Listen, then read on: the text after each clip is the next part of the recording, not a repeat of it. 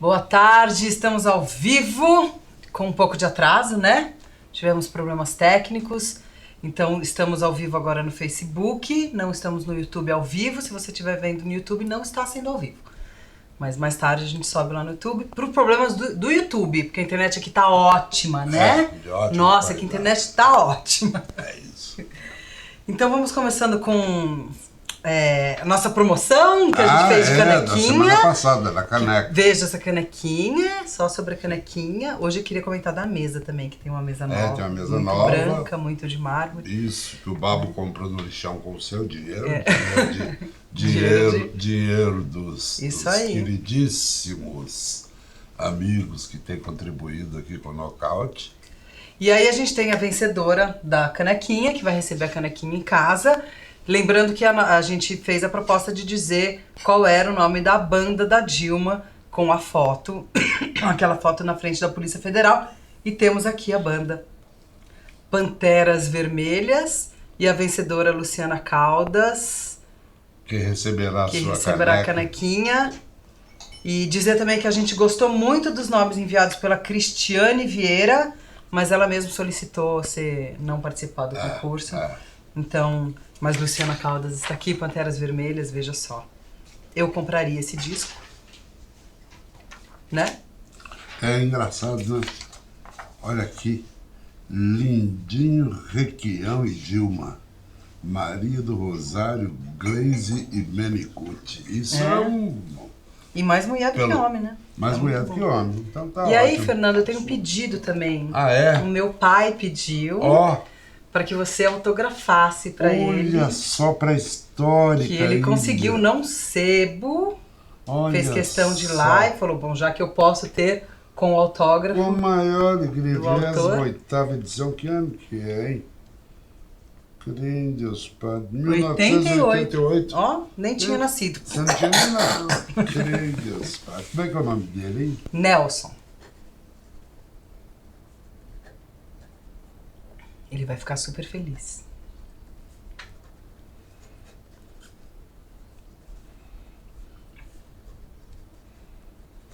Ai, que lindo. 2018, eu já ia colocar aqui 1988. Viu? Pra trás, voltar mais 30 anos. 30 anos, olha só. Muito obrigada. É claro foto que... minha, a foto que eu fiz foi a foto que foi capa da Veja. É claro que eu falei pra ele, claro que eu peço autógrafo, só vai ficar 2 semanas comigo, o livro, pra eu poder ler depois. Bom. E depois fazer crítica aqui, né? Vou criticar, Fernando, por favor, sei o meu tamanho. O que faz esse Vamos jornalão? lá para hoje. O que faz esse jornalão na nossa mesa? É um anúncio. Um anúncio do Dia Mundial da Liberdade de Imprensa, publicado pela Associação Nacional de Jornais. A Associação Nacional de Jornais é a Associação Nacional dos Donos de Jornais. Portanto, falar em liberdade de imprensa é um troço meio complicado, porque todo mundo sabe que imprensa em qualquer lugar do planeta, qualquer lugar, de Pyongyang a Catanduva, qualquer lugar do mundo, a imprensa está a serviço dos interesses e da ideologia de quem paga as contas no final do mês. Aqui, por exemplo, quem paga as contas é você, portanto você é patrão, patroa. Imprensa livre é isso, né? Imprensa livre é isso. Tem uma história, eu acho que as histórias, às vezes, historinhas ajudam muito a exemplificar essas coisas. Tem uma passagem entre o Assis Chateaubriand e o Davi Nasser, que era o repórter mais importante da revista O Cruzeiro. E não tinha caráter não, mas isso é uma outra discussão. E era um cara prestigiadíssimo, você abria a revista, as 2 primeiras páginas era o artigo dele, com o nome dele desse tamanho. E um dia tá lá o Chateau, que era o dono, e diz para ele: ô, seu Davi, que história é essa do senhor ficar usando seu artigo aí para dar porrada em Juscelino Kubitschek, que era amigo Chateau, o Davi falou assim: Doutor Assis, aquilo ali é minha página, com meu nome desse tamanho, para eu defender a minha opinião. Ele disse: se você quiser defender a sua opinião, você monta uma revista, porque na minha revista você defende a minha opinião. Então, não façam absolutamente, não tenham ilusão, não tenham esperança de que vocês vão encontrar liberdade de imprensa em liberdade de empresa. Em grandes mídias que estão, né, vendidas, que tem um monte de contrato, tem um monte de prestação de conta para dar, preso, né? com tudo quanto é tipo de coisa. Olha, tem uns recados da minha mãe aqui. Da sua mãe? Que meu pai está muito feliz, viu, papai? Que beleza, papai. Que bom. Pois é, viu? Que bom, eu também estou muito feliz Eu de ter achei autografado que você ia seu ficar livro. feliz mesmo. A sugestão de fazer isso ao vivo foi do Fernando, viu? Foi. Era para ser na moita ali antes. Eu acho que esse negócio da imprensa, nesse momento que a gente está com essa quantidade de fake news, e de não só de fake news, né? Porque às vezes é uma manipulação do jeito que se cobra as coisas, do que fala sobre o quê, de como fazem as capas, de que foto que coloca, do que omite, do que revela, dá uma tristeza danada, né? Dá uma tristeza muito grande. Porque a gente tem que ficar repensando uma coisa que seria óbvia, né? Porque isso aí diz isso aí. Você tem que saber a verdade e a imprensa tá aí pra mostrar a verdade. A verdade já é um conceito bastante relativo, claro, nessa verdade, história, né? Que verdade? Qual verdade? O Brecht, por exemplo, se a gente for pensar, né, no Brecht, a gente vai falar de verdade. Quando a gente vai falar de verdade, você tem que mostrar vários pontos de vista sobre o mesmo fato, e pontos de vista, se possível, não envolvidos no fato, para que você consiga formar um mosaico ali do que possa ser a verdade.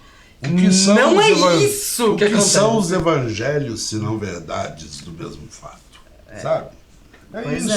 Então, agora, o que precisa ficar...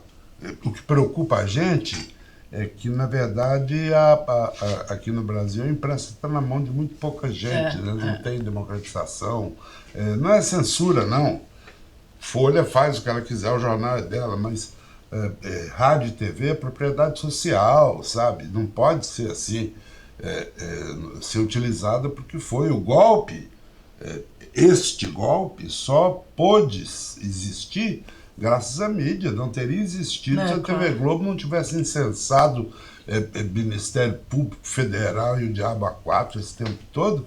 Não teria acontecido, não, sabe?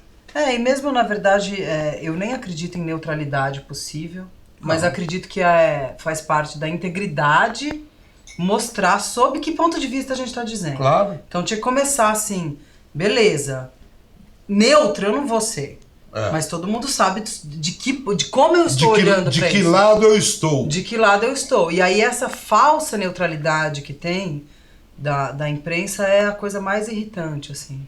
Porque também...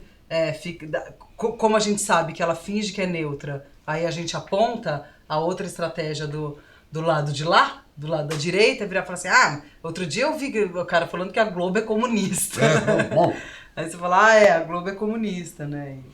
Agora, você sabe que para os jornalistas da minha geração e de uma geração que veio depois, esse golpe tem um sabor particularmente amargo, porque a gente já tinha experimentado outro, né?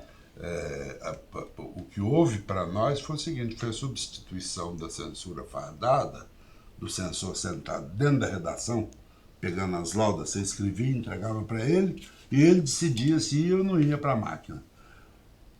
Hoje não tem mais isso, mas tem a censura togada. Tem a censura togada. Aqueles que eram antes verde-oliva, hoje são os capa preta. Então, juiz pode tudo no Brasil, pode tudo. Todo juiz pode tudo. E é uma coisa assim que fica dando impressão de acefalia absoluta, porque vai um juiz da Suprema Corte, o Gilmar Mendes, passa um pito público no Moro e fica por isso mesmo e não dá em nada, sabe? Não, e nada dá em nada. Mas isso que eu ia te perguntar, Fernando, porque eu tenho a sensação que essa essa ditadura de agora é uma ditadura mais difícil de mapear, porque Muito, ela é muito ela pior tem nesse áreas de sentido. liberdade, né? E como que a censura dá nisso? Porque a censura não é necessária na medida em que a gente tem uma manipulação e tudo na mão do mesmo cara. E quais são as alternativas que a gente tem para burlar isso? Porque aí tudo bem, no golpe de 64 a gente tinha aí aquele clássico, né? Publicar notícia, receita de bolo errada, Claro. para conseguir dar notícia. Quais são as formas de burlar? Uma das formas é mídia independente. É isso aqui. É isso daqui. É isso aqui. Né? Então a gente fica falando, vamos assistir mídia independente, vamos fazer mídia independente. Ajudar a mídia Não é só por independente. causa da gente, porque a gente vive disso. É porque isso é necessário, porque é um dos mecanismos de burlar censura e manipulação. Né? Temos aqui, STF decide por unanimidade restringir o fórum privilegiado de deputados e senadores. Tava faltando o voto do Gilmar Mendes só hoje, né? Para decidir, né? É. Não, eu sou contra foro privilegiado. Eu também. O que eu defendo, eu fui deputado, o que eu defendo é o seguinte, o direito ao uso da palavra na tribuna. Você ali, você pode até ser processado por alguém que você diz que o sujeito é ladrão, ele não é ladrão. Agora, não pode ter foro privilegiado para ninguém, não. Para ninguém. Também acho que não. Excepcionalmente para presidente da República, mas não deveria haver foro privilegiado, salvo para crimes de palavra. Tem uma expressão que diz isso, crimes que você comete pela palavra,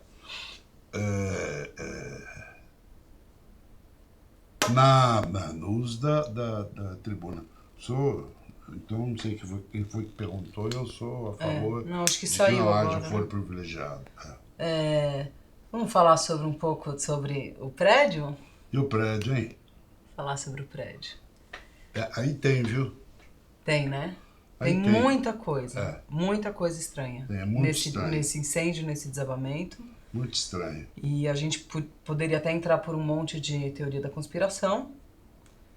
Tem uma coisa que está me encasquetando desde o primeiro dia. É um negócio meio mórbido, que é o seguinte.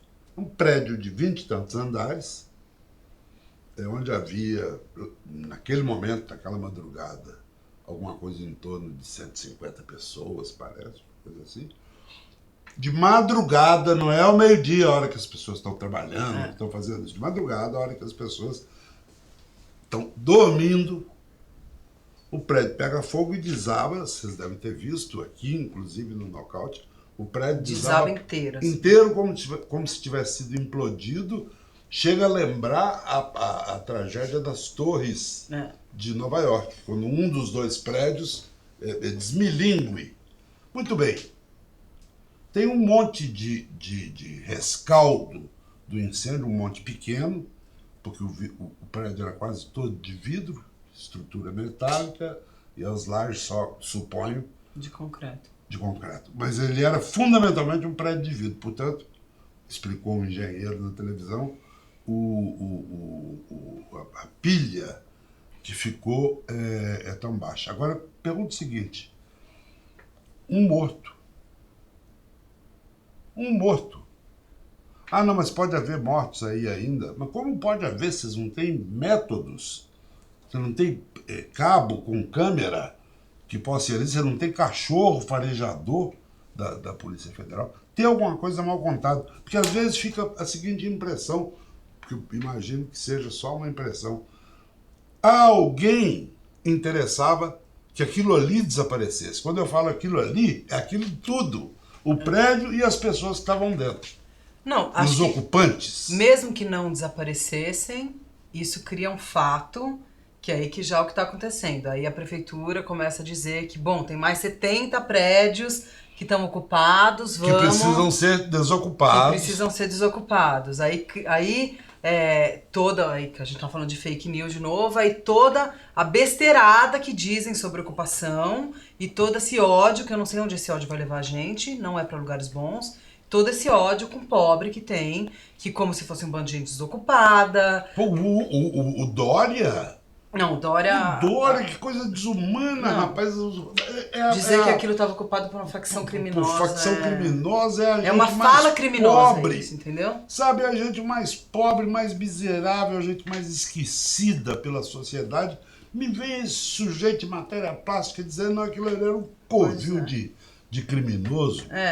E ele não fala nada sobre a ocupação irregular que ele tem em terras lá em Campos do Jordão. Né? Então, E nem da estátua que, em homenagem ao Cláudio Abramo, que havia, os 2 granitos que havia em frente à casa dele, nos jardins, e que ele surrupiou, tirou aquele dali e pôs uma escultura de quem? Da patroa. Pois é. Botou a escultura da patroa. Se não fosse a opinião pública espernear, ele não teria voltado atrás. Tirou, mas aí já não achava mais, porque eu acho que ele jogou fora a primeira escultura, e aí fizeram um acordo e puseram a escultura do Calabrone no lugar. Mas é isso. Esse cara veio dizer que os pobres coitados que estavam dormindo lá dentro do edifício uma quadrilha de traficantes. Não, e eu acho muito, muito louco isso, porque daí começa a aparecer uns fatos que são mal contados e a manipulação de palavras que tem. Então você lê na Folha que as pessoas que moravam lá pagavam aluguel. Mas daí quando você vai ver, tem movimentos que sim arrecadam dinheiro, porque o prédio precisa de uma manutenção, você está pagando água, luz, tem porteiro. Tirar lixo. Né? Tirar lixo, Aí um monte de gente falando... Uma mulher falou ontem para nós, na entrevista que a gente fez, ela disse, não, eu pago, não me lembro quanto, para poder fazer o serviço, porque é um negócio coletivo. Pois é. E aí fica culpabilizando as pessoas que estavam lá quando... Bicho, isso é poder público que tem que interferir. Não dá para ser assim. O que essas pessoas tanto tempo estão falando lá? Por que elas estão tanto tempo lá e ninguém fez nada? Entendeu? Porque, assim, moradia não é direito... É direito. É direito. E aí você fala assim, beleza, então a gente vai dar moradia lá na casa do Carvalho para as pessoas que vão ter que cruzar. Eu li que a população do Uruguai inteira se locomove da periferia para o centro em São Paulo todos os dias, entendeu? É um absurdo, assim, São Paulo tá de um tamanho e tem um caos que... E não é culpabilizando as pessoas que estão ocupando um lugar porque precisa morar perto do trabalho. Claro. Porque não tem condições, porque não dá para de pagar viajar transporte. 4 horas por dia para vir ser empregado doméstico, para ser empregado de... Para ser gari, para ser todo mundo trabalhador ali, entendeu? E aí a gente tem que ouvir esse tipo de coisa que, é vagabundo. É vagabundo. Que tá lá porque quer, porque tá mamando nas tetas de não sei quem. Entendeu? Quem vai morar naquelas condições porque quer? Entendeu? E aí eu acho muito estranho também. Eu acho muito estranho. Se fosse uma escolha, né? Pois é. Mas é isso, né? O mundo é feito de escolhas, a meritocracia, se ele lutar bastante, se ele trabalhar, ele chega lá, né? Então, pessoas que estão lá tentando e não tem dinheiro. O aluguel em São Paulo. E é um dos metros quadrados mais caros que tem. Né? Tá avaliado em 5 mil e tanto o metro quadrado. E aí não vai me dizer que aquilo implodiu e vai virar o quê aquilo? E vai, né? E com toda essa campanha higienista do Dória no meio. Aí tem. Claro que tem. E aí, antes do 1º de maio, né? Na madrugada do 1º de maio, que ia ter coisa em Curitiba, um prédio inteiro que cai. Pô, o Joelma sediou por 6 horas, não caiu? Mas o Joelma... Gente, não caiu. O Joelma Eu fiquei impressionado com essa cena. É muito impressionante. Mas assim, não conseguiram descobrir nem as Torres Gêmeas, o que aconteceu. Aqui vai... Imagina aqui do Paissandu. Não vai, não vai mesmo, né? Temos uma pergunta do José Cotrim. O que vocês acham que vai acontecer com o futuro do Brasil com tudo isso que aconteceu e está acontecendo? Ai, gente, acho que eu não quero água, eu quero uísque agora para falar sobre isso. A gente merece, viu? Olha... Não sei, o que você acha? Eu não sou otimista, mas eu não... Você é um pouco otimista, sim, Fernando. Não sou, Você não. É um pouco, não sou e eu tô... E olha, eu vi uma coisa hoje, o Facebook de vez em quando abre uma janelinha dizendo, olha você 2 anos atrás. E aí abriu uma janelinha, eu 2 anos atrás cantando a bola, o Janot ainda era o procurador-geral, cantando a bola igualzinho aconteceu. Igualzinho aconteceu. Só não trouxe aqui para exibir, para não parecer exibido. Mas então, eu eu sou realista. Eu estou dizendo há muito tempo que esse golpe só se consolidaria na hora que decapitasse o Lula. E por decapitação, o que eu entendo? Não é. Eu cheguei à ingenuidade de supor que eles não tivessem a ousadia de prendê-lo fisicamente, mas que ia tornar o inabilitasse para a eleição. Não, eles estão como se consideram donos do país, essa nova ditadura da mídia, dos capa preta, de setores do Ministério Público, setores da Federal, eles como se consideram donos do país, não tem a quem responder, eles não só tiveram ousadia de prender, como querem ter ousadia de impedir ele de ser candidato a presidente da República. É triste, é feio, então, Zé Cotrim. O que eu acho que vai acontecer é que eu acho que essa eleição não vai resolver nada. Não acredito nem um pouco nessa eleição. Não estou vendo isso com bons olhos. Eu acho que depende. Acho que ela pode ser um meio de campo. Eu já falei que a minha preparação é para os próximos 20 anos. Eu acho que se tem alguma coisa boa que aconteceu nisso, que não é nem boa, é só o inevitável, é que a gente se chacoalha. A gente se chacoalha e sai por aí falando com todo mundo e gritando e resolvendo a coisa e fazendo o trabalho que a gente não fez porque achou que o jogo estava ganho, né? Mas eu acho que a gente vai dar uma afundada ainda. Eu acho que a gente vai ter que resolver seriamente essa questão do ódio, porque eu realmente acho que a gente atingiu limites inaceitáveis de ódio e de fake news e de ódio a pobre, ódio a preto, ódio ao gay e ódio ao diferente. Acho que a gente atingiu um limite que assim, a única coisa que eu penso na minha vida é como que a gente vai combater isso. Porque não dá pra ficar correndo atrás de fake news o tempo todo. A gente só fica fazendo isso. Aí, essa notinha que tem o carimbo do Lula não aceita mais, não tem mais validade. Tem, querida, tem que ir lá. Tem, querido, olha, o Banco Central soltou nota que não, que tem validade sim, para com isso. Veja, um protesto legítimo acontecendo direto já, acontecendo isso aqui. Aí é um trabalho cansativo e no fim das contas eles que estão pautando, porque a gente tá só correndo atrás da coisa.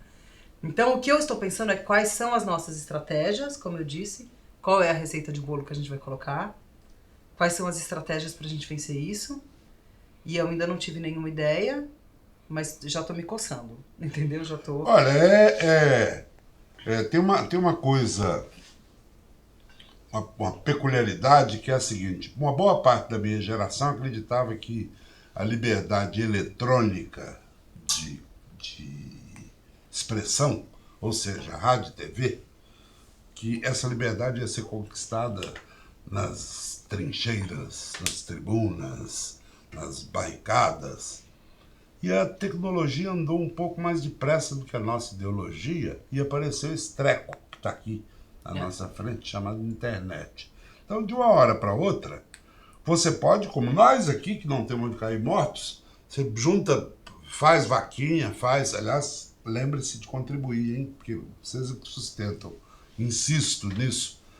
Você hoje, com um instrumento como esse, você tem um poder, uma liberdade de expressão infinitamente maior do que se a gente tivesse hoje um jornalzinho, um folhetinho.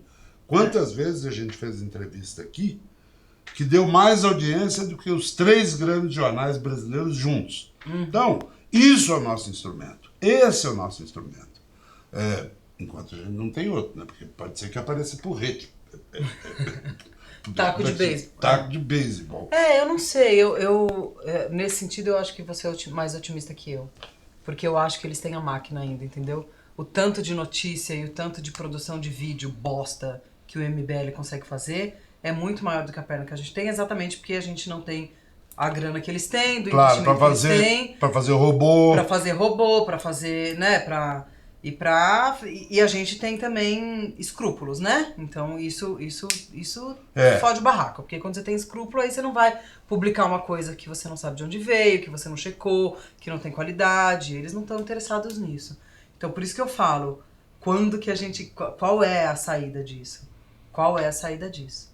Olha, a saída é isto. É isso, é ir fazendo, divulgando. É o poeta espanhol José Antônio Machado. Caminante não há caminho, lo hace el camino el andar. Não existe caminho, o caminho passa a existir à medida que você vai caminhando. Nós estamos vivendo, a gente não percebe, nem nós aqui, e provavelmente a maioria de vocês não percebe que a gente está vivendo uma revolução. Nós estamos dentro de uma revolução. Neste momento, nós estamos dentro de uma revolução. Quando meia dúzia de pessoas com taco de beisebol e tudo, e com um ancinho aqui, se precisar. Mas nós estamos no meio, no centro, no epicentro de uma revolução. Quando duas pessoas como nós, como você e como eu, e como o Moreno, o Gui, o Babo, 5 pessoas, que não tem indústria, não tem banco, não tem conta na Suíça, monta um instrumento como esse aqui, para falar com um número cada dia maior de pessoas, nós não ganhamos a guerra, não, mas a gente está no caminho certo. Eu fico sempre pensando, um exemplo que eu tenho usado quando eu falo isso, eu fico sempre pensando na guerra do Vietnã, sabe? Que vem os americanos com aquele poderio todo, e o que os vietnamitas fizeram, cavaram buraco. E aguentaram tanto tempo nisso. E passaram 30 anos comendo arroz debaixo do buraco, até vencer o americano. Vence, um dia vence. Vamos lá, Silene Passini, vocês não acham que esse monte de canais de internet para fazer frente às grandes empresas de mídia, por outro lado, não acaba dividindo muito o público? Bom, acaba dividindo o público, mas também acaba dando uma multiplicidade. E te permitindo fazer uma seleção. Sim, e daí você acompanha quem você gosta e também pode ter um pouco mais de participação nisso, né? Porque a maioria dos canais... Eu acho que, por exemplo, esses canais como Jornalistas Livres, que eles fazem reportagem com um celularzinho, aí eu acho que essa é uma revolução interessante, né? É isso. Ou que faz coisas de qualidade, a gente vai dividir. Ao mesmo tempo, eu acho que o risco, se junta todo mundo, o risco disso virar um discurso só e não ser tão interessante também é grande, né? Pois é, mas você descobre o seguinte, o postiço Michel Temer resolveu fazer demagogia com os pobrezinhos lá no edifício derrubado, e saiu de lá escorraçado pela população. Pois é. Nenhum grande canal de televisão cobriu aquilo melhor do que os carinhas que estavam ali, com o telefone na mão. Isso. Esta é a revolução. Não, e a declaração que ele deu, como é que ele falou? Que ia ficar muito mal se ele não fosse lá prestar solidariedade. Assim, Temer, não tem como ficar pior. Não vai ficar mal.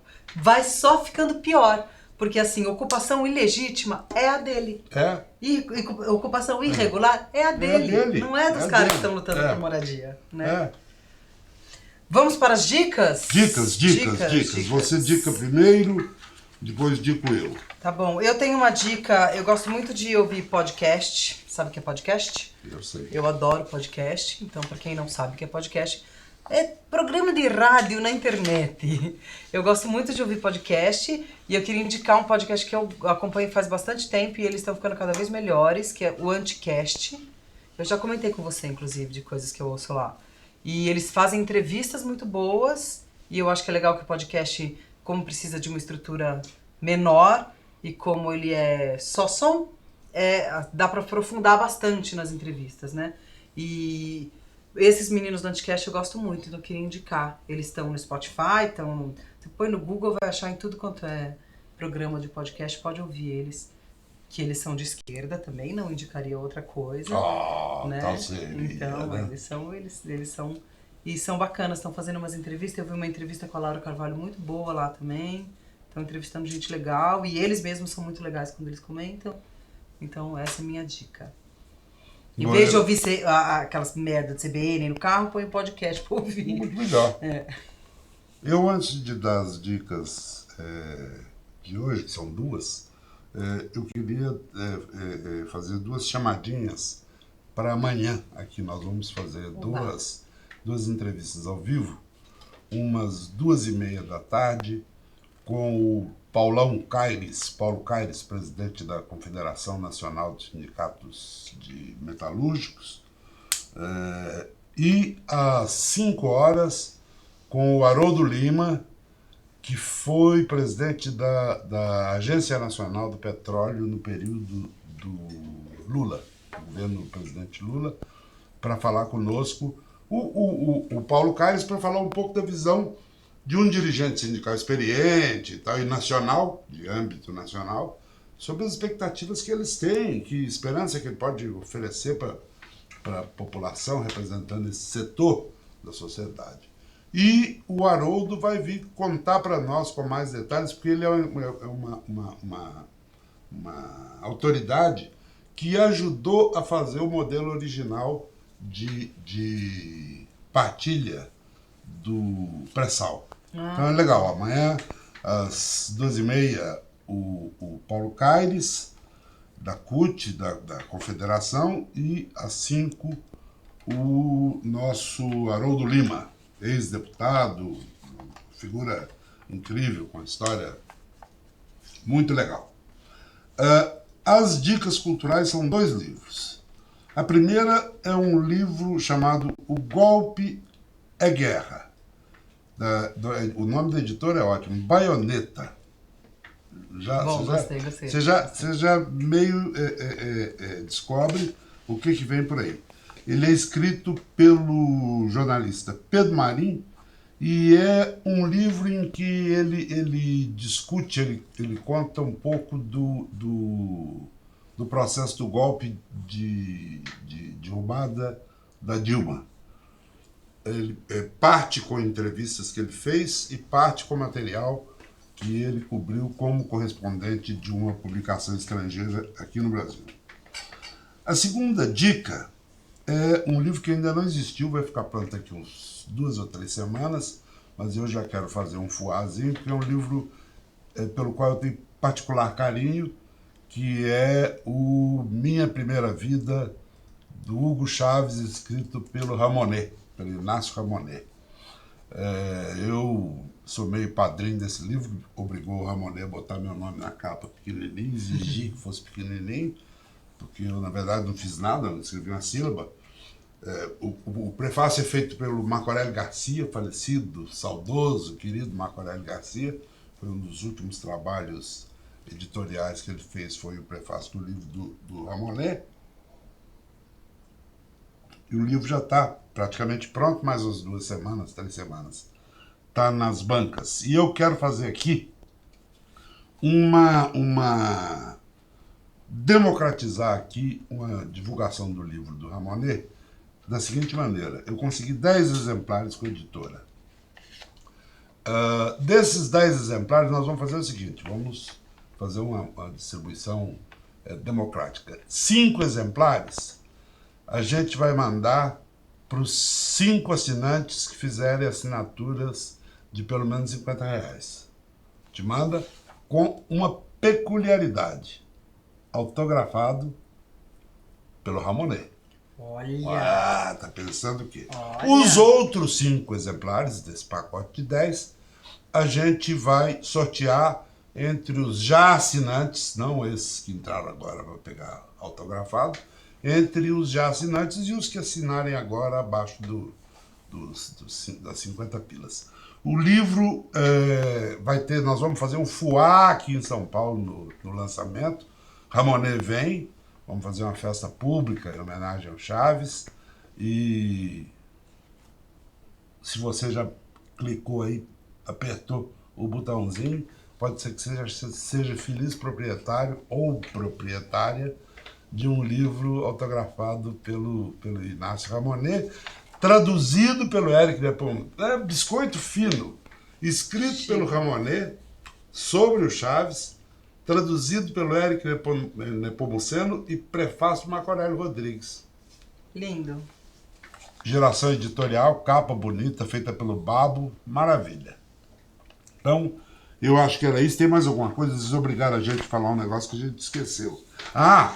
Sim, contribua com o Nocaute. Siga a gente aqui no Facebook e inscreva-se em nosso canal no YouTube. Tem outra coisa que eles mandaram a gente fazer também, que eu vou fazer agora, que é terminar de repente. Então, estamos terminando o programa. Até semana que vem. Tá terminado.